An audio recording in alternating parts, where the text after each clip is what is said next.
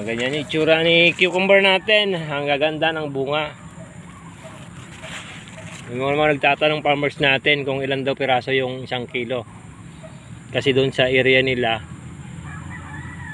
6-7 na piraso ang 1 kilo.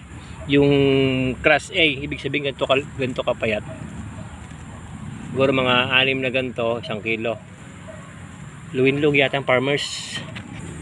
No, yung pag-abono natin dito napaka-importante. Sinasabi ko yung pag-abono, yun ang sikreto ng pipipino, yung pag-abono na every 4 days para pag-arangkada ng talbos ay tuloy-tuloy magbigay ng maliliit na bunga na ganyan.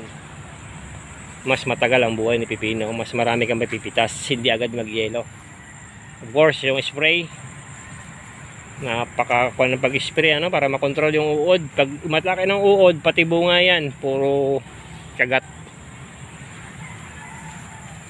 Yung update natin sa ating cucumber, medyo madalang yung pag video na natin ngayon kasi yung pagpitas, yung pagbenta, yung pagbundle hindi na natin may i-record lahat kasi ganyan ang bunga.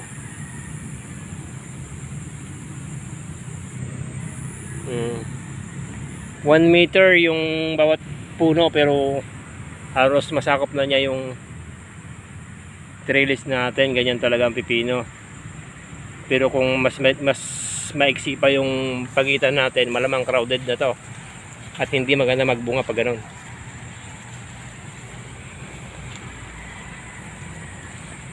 No, beginner's guide.